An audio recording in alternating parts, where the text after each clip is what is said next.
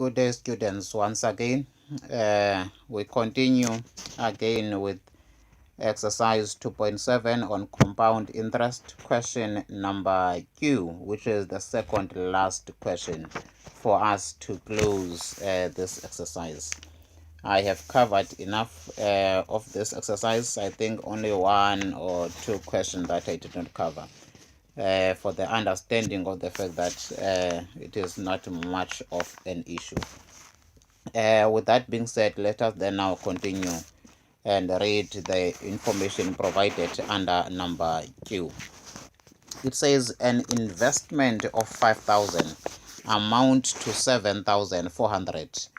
Meaning if we invest 5,000 now, it will amount to 7,400 after a period of 5 years in the future. Remember, an investment is the initial investment, 5,000, then it will stood up to 7,400 after 5 years. So that's the future value, obviously. And our N obviously is 5 years. We have present value, we have future value, we have our N, but we don't have our interest rate. Then it says, after how many years will an amount, well, after how many years will it amount to 12,500 at the same rate of interest compounded annually? But we don't know that rate of interest. But we know that this rate of interest is compounded annually. And I like the fact that it is compounded annually. Remember, the minute it is compounded annually, then we know that interest rate is an effective rate of interest. So the minute it is annual rate, it is effective. The minute it is compounded monthly, 2 monthly, 3 monthly, 4 monthly, or 6 monthly, then we know that is a nominal rate of interest. And you need to make sure that your N period is the same as your I period. I spoke about the period of N even also in the beginning of this chapter. If your N is number of quarters, then your I will be per quarter, then you multiply by the number of quarters in a year. If your N is number of months, your I will be per month, then you need to multiply by the number of months in a year. If your N is 4 monthly, is the number of 4 months in a period the amount was compounded, then your I will be per 4 months. Then you need to multiply by the number of 4 months in a year, of which there are 4 months. There are 3 4 months in a year. Is 4, 8, 12. And again, if your N is compound, is the number of 6 months, meaning the interest is compounded 6 monthly, and your N is the number of 6 months, then that means your I will be per 6 month, meaning per compounding period. Then the minute your I is per compounding period, then you multiply by the number of 6 months in a year, which is 2. I dealt with that question in the previous questions in the same exercise. And the first one that I dealt with, if you remember, it was 1.583333.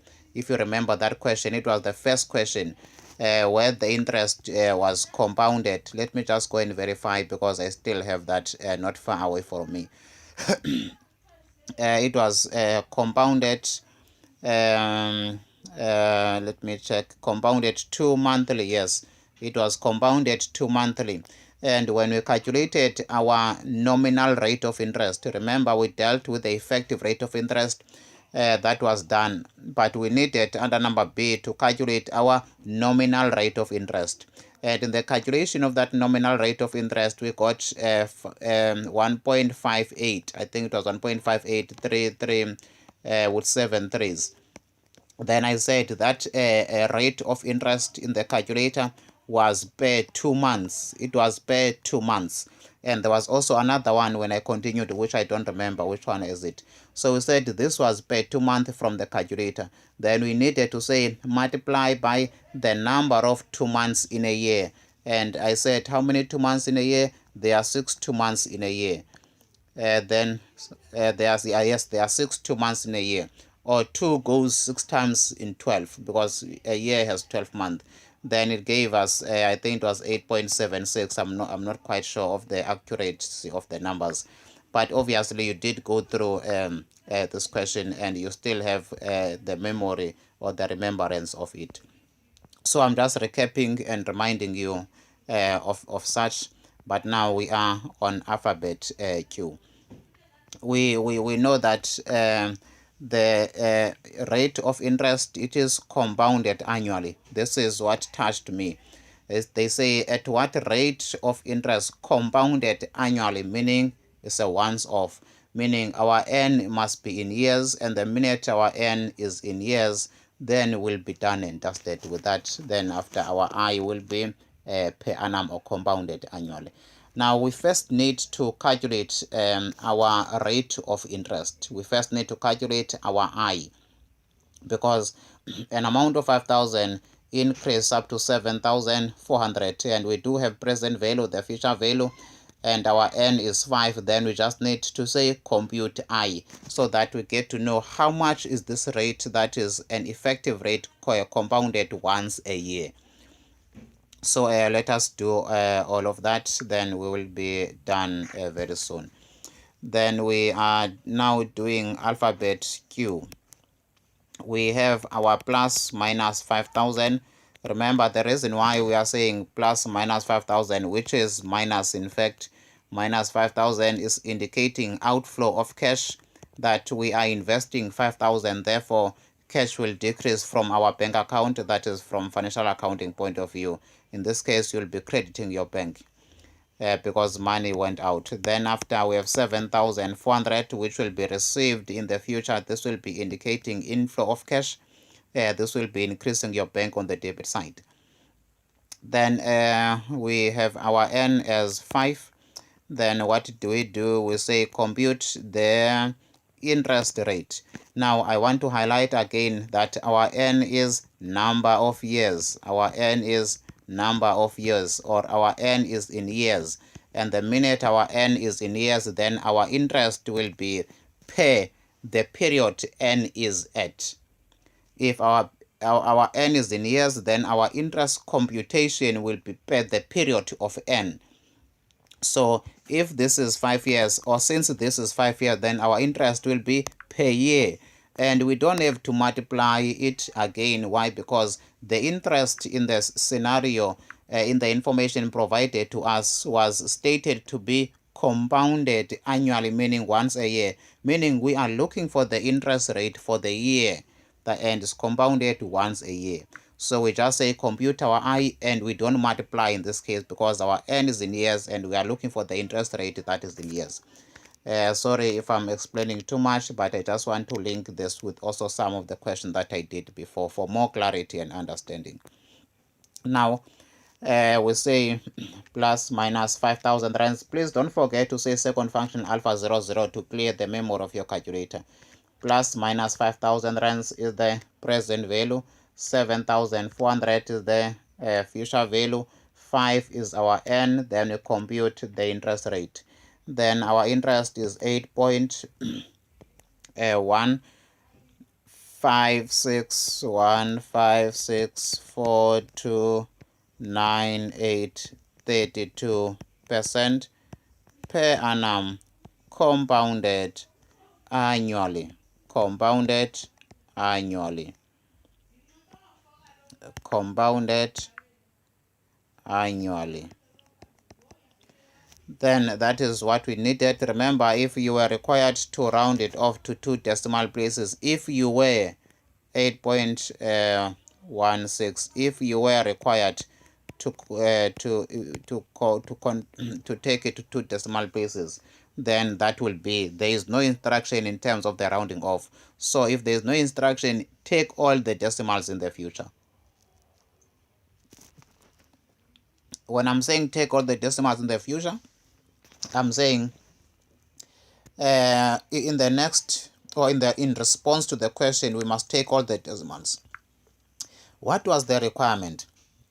Was the requirement to calculate I? No, but I was needed to respond to the question, because the question was after how many years will amount to, or will it amount to? How many years will it amount to 12,500 at the same rate of interest? So now, how long will the 5,000 initially invested amount to 12,500 that is compounded once a year.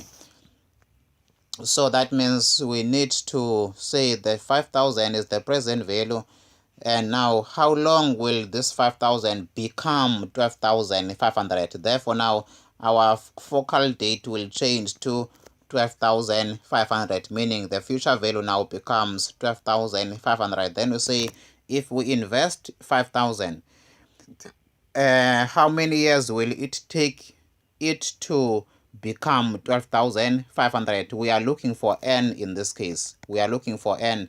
We knew n previously, where 5,000 was invested and increased to 7,500 for a period of 5 years. We knew our n, but we don't know now the period between 5 years and the future value of 12,500.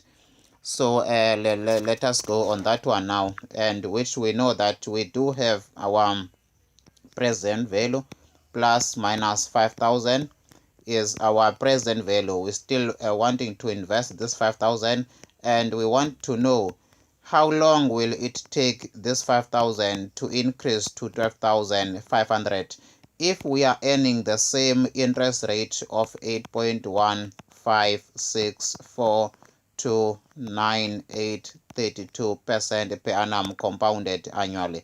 So how long? We are looking for our n. And now again, our interest rate is per annum. Then our n will be sorted out. We don't have to worry about the division and the multiplication. It will be in years because our I is also in years. So, and I said to you once again, your I must, in terms of the period, be the same. Then we say compute. We compute our n. Then in the computation of n, don't forget to say second function alpha 0, 0. Plus minus 5,000 is the present value. 12,500 is the future value. 8.156429832 is the interest. Then we compute our n.